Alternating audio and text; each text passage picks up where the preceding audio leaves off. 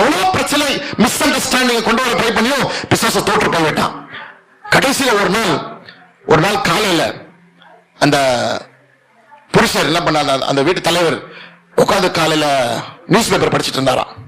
அப்ப காலையில காஃபி கொடுக்கறதுக்காக ஒரு கண்ணாடி கப்பல அவங்க மனைவி அழகா காஃபி எல்லாம் சுட்டு போட்டு என்னங்க இந்தாங்க அப்படின்னு காஃபி கொடுக்குறாங்களா.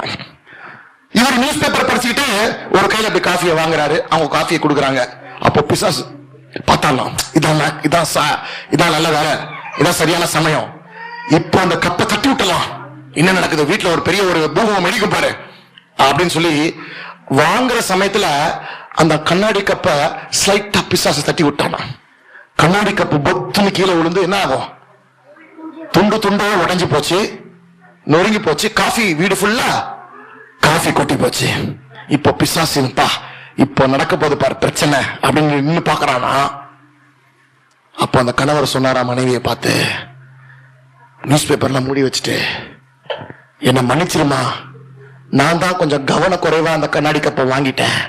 நான் நியூஸ் பேப்பர் வாசிக்கிறதுலயே கவனத்தை வச்சு இது ஒரு காஃபி ஆச்சே, சூடா இருக்கே, கண்ணாடி கப்பாச்சே, ஜாக்கிரதையா வாங்கணுமே நான் வாங்காம ரொம்ப அசால்ட்டா நான் ஜாக்கிரதை குறைவா நான் வாங்கிட்டேன், கவனக்குறைவா வாங்கிட்டேன், என் தப்பு தான்மா, என்ன மன்னிச்சிருமான்னு சொன்னாலா.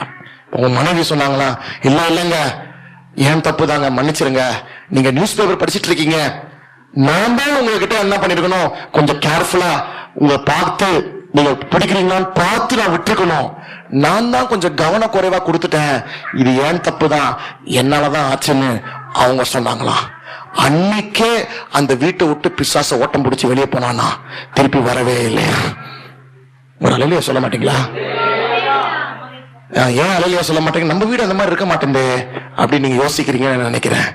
பாருங்க, ஒருத்தர் குறை சொல்ற வரைக்கும் குடும்பத்துல என்ன இருக்கும்னா இருள், என்ன இருக்கும், இருள், பிசாசுடைய இருள்.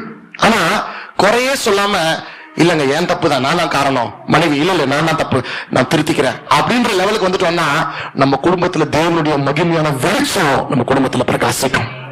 நீங்க என்ன விரும்புறீங்க? இருள வாழணும்னு விரும்புறீங்களா, வெளிச்சத்துல வாழணும்னு நினைக்கிறீங்களா? வெளிச்சத்திலையா? நிச்சயமா அது தானா நடக்காது. சும்மா இந்த வெளிச்சத்துக்கு லைட் ஆன் பண்ண சுவிட்ச போட்டா வெளிச்சம் அப்படி நடக்காது. நம்ம இருதயத்துல ஒரு சுவிட்ச் இருக்குது, என்னது அந்த சுவிட்சை எப்போது ஆன் பண்ண அப்படின்னா என்ன, ஏதாவது பிரச்சனை டக்குன்னு குறை சொல்ற வாழை திறக்காம இல்ல இது நான் பிரச்சனை, நான் கொஞ்சம் கவனமா இருந்திருக்கலாம், மனைவி தப்பு பண்ணா கூட கணவர்மார்கள் நான் கொஞ்சம் ஜாக்கிரதையா இருந்தா என் மனைவி தப்பு பண்ணிருக்க மாட்டாங்களே, கணவர் தப்பு பண்ணா கூட எப்ப பார்த்தாலும் இதேதான் அப்படின்னு நினைக்காம நான் இன்னும் கொஞ்சம் பொறுப்பா